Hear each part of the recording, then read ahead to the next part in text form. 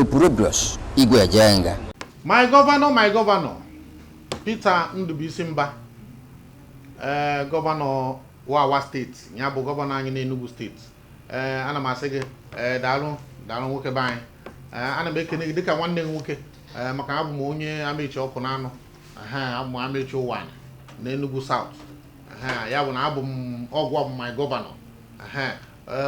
Ọgwụ bụ onye aka na-edozi Enugu State. Ana m aja gị mma na nke imere eme. Ụmụ ihe anyị na-emegasị ndị dị mma. Ana m asị gị aka wụrụ aka gị. Mana biko enwere ofu ihe nji bịa tata. Ofu ihe ahụ bụ na onye na-agba egwu ada ama ka ukwu esi ada. Afọ one gara aga ka m soro ndị civil society group wee gakwuru gburugburu bụ onye chepụrụ onye nyere ọchịchị n'aka ka ọ na-apụ apụ. Ihe anyị ji gawa mgbe ahụ bụ na abanị ndị keke na ndị korokpe. Adị m ekwuzi maka nke ndị ọkada. Abanị ndị korokpe na ndị keke n'Enugu na ọkụ ha na 9 n'abalị. 9 n'abalị ahụ enwezi onye na-anọrụ 9 n'abalị maka ọkụ ha na 8:30 n'Enugu ma nwetezi korokpe na ọ bụ keke. Ebe ọbụla ị na-aga ọ ga-ara gị ahụ. Anyị kpesachagharị ya gburugburu si ekele etu a ga-esi mee ya. Gburugburu wee sị na nsogbu adịghị na-emeghe nke a na-emeghe nke a na ọ marịgo ndị mmadụ ahụ na-enweghị onye na-akọmplen. Asị ya na ọ bụghịkwa eziokwu. Ọsị anyị gosi ya etu o si abụghị eziokwu. N'ime abalị ka anyị pụtara ihe dịka 10 PM ka anyị pụtara na Holy Ghost. O wee bụrụ na ọtụtụ ndị mmadụ na-arahụ na park. Enwere ndị na-arahụ na Gariki Park. Nwee ndị na-arahụ, ndị niile si Lagos na-arahụ na park maka ada erute n'oge. Ma mgbe ahụ ndị na-anata Christmas ịmara na tupu erute Enugu o nwere ike ịkụ ihe dịka 8 abalị or 7 ma even 6 o'clock. Mana dị ụtọ na moto ha ma ikekwe ha ma nwetawu ụgbọala ga-esi Enugu buga ha ebe ha na-anazi. Ọ bụghị onye ọbụla bi n'ime taụn. Ụfọdụ na-ana ọgwụ, ụfọdụ na-ana ọwa, ụfọdụ na-ana obodo ndị ọzọ dị iche iche gbara Enugu okirikiri. Ndị agha niile onye ọbụla arahụ n'ime park. Ka ewere na Lagos Park dị iche. Na Lagos Park bụ na ha nwere security. Mana ke maka ndị ga-arahụ n'ogologo ụzọ maka gịnị? Na ị na-achọ ka ị protect ya ha ka a ghara inwezi ka ndị ochi ghara izuzi. Maka na anụrụ m na ihe eji wee mechie ban ha bụ ka e wee gbochie ndị ochi na-eji keke na korokpe na-eme operate. Okwuruọra ndị Igbo ekwuo na ndị otu na-asịsị pụta egbo. Ọ bụ eziokwu na ụfọdụ n'ime ha na-ejikwa ọnụ dị mma na-ekwu maka na e nwere ha ọrụ ịdị na-arachaghị ike ịdị na-ekwu na ihe ọbụla imere dị mma. Mana ọ bụghị anyị niile bụ ndị ga-abụ OS member ga-asị gị na ihe ọbụla imere dị mma. Ya bụ na ihe anyị na-agwa gị n'ụbọchị tata bụ biko dododo na-ebenyetụ ya anya maka na Krismas a ga-ata ndị mmadụ ahụ. Dịka m kwuru, anyị gara na park wee fụ na ọtụtụ ndị mmadụ na-arahụ na park maka na 9 o'clock anyị tinyere. Ọ dịghị mma. Night life n'Enugu anwụọna. Ọ bụ eziokwu na ndị ụmụaka akwụna ka makwa etu ha si aga klọb ha chọpụta na mara etu ha si aga klọb maka na onye ọbụla wepụtara ngwongwo moto ọbụla onye ọbụla nwere ụmụ ngwongwo moto na-ebupụtazi ekịta. Ka ezi etu isi mara na ndị a bụ ndị ekperima a na-ejizi private ma sị ya na ụmụọda private na-eme kemgbe ahụ. Eche m na ị wetara anyị digital gọọmenti iwe ka tinyekwa aka na nsi gburugburu si na-echepụ aka.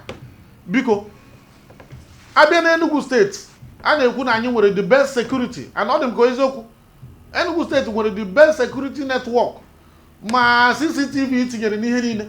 Ka ezi uru CCTV bara na ọ bụrụ na ọ kụọ 9 na n'ime Enugu town na ama mwe night life na ọkụ ha na 9 o'clock isi onye ọbụla na-akpọ maka na onye ọbụla amago na keke na korokpe ahụ so na ihe na-enyere ndị mmadụ aka.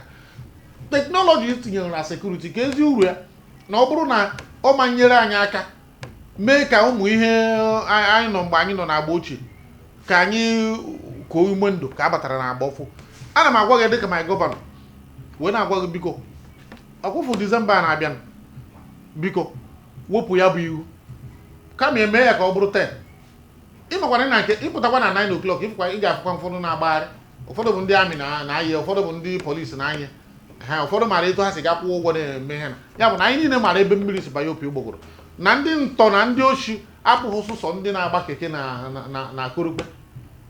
A maara na ọkada ote na-ebe echefuru nke ọkada mana iruo na mpaghara ụfọdụ na Enugu steeti anyị na Nsụka ọkada ka na-agba etu o si dị ha mma.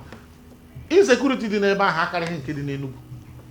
Ya bụ ihe a na-ekwu bụ okwu umengwụ na ọ bụrụ na mmadụ enweghị ụsa nye nsogbu ọ na-asị nọ nke a nọ nke a nọ nke a. Ụfọdụ ndị emechiri ihe ebe ha si arachapịa esi n'Enugu gbapụ gaa obodo ndị ọzọ ma ọ bụ tinye aka na ụmụ ihe ụfọdụ n'ime ihe ebe ha tinyere aka bụ ihe dị mma mana achụchụ ebe a ga-ebinye aka afọ ha ebinye amadu ya n'ikpere. Ya were biko gọvanọ Mba Ndubuisi Mba biko ihe a ji na-ekwu ihe abụ m nwanne gị nwoke bụrụ nwa maka na ọgụ a bụ gọvanọ anyị biko nke a ịhapụrụ ruo ugbu a afọ na-abụ na ụma na-abanye afọ 3 imetaghakwa nke a. Ọ bụrụ na Disemba na ị ga-atụnye ya anya megharịa ya anyị ga-asị gị daarụ. Ụfọdụ ekwuona na kemgbe ị banyere APC na afụzi ihe na-aga na ọ dịzị ka onye ọbụla meghera mgbe niile a na-asị abanye na senta ka abanye na senta ka anyị were uwelu na-eketa oke anyị asị bụrụ na oke anyị na-efu. Mụ a kwenyere na gụwa etu anyị nọkịta eyi n'idighị APC iwin second term iwe banye ozugbo asị gị ga-arụwara gị ga-meziwe police college na ụmụ ihe ndị police formations mebiri na Naịjirịa niile nke a mmadụ atachabeghị nke ọ kpụpụtara ọ na-akụnye ọzọ. Ya bụ biko negidegoro Enugu anya na nke ị na-eme ruo ugbu a ka dịtụ anyị mma ọ dị anyị mma. Amaara m na 2027 enweghịkwudo onye obi ga-aka ikpe ya mana ị na-akpụpụtazi ụkwụ na-enye ndị iro kịta maka na APC bụ 1970 ka ọ gwọrọ isi ọwụwa ahụ.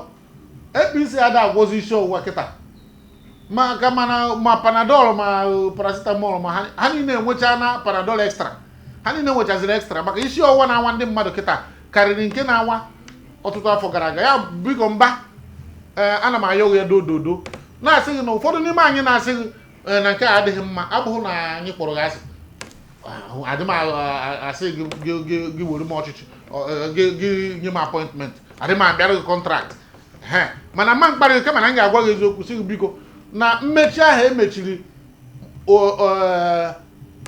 korokpe ya bụ minibus na keke na-enye ndị Enugu nsogbu ebe ọ bụ na iweta digitalization n'ihe gbasara ọchịchị Enugu ya ebena na asụsọ tax ya ebena na tax nta na tax imo na-akparị n'Enugu ugbu a biko ya ebena na tax tinyekwuo ya na ihe gbasara security.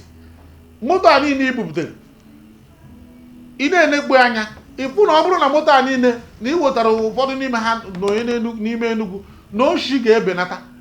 Ọ bụrụ na ebe emewere etu ndị ọcha si kụziere anyị ihe gbasara sekuriti ọ bụghị mgbe iji buru ihe na-akwụchi ụzọ na-anatụ 200 naira a na-ana kịta.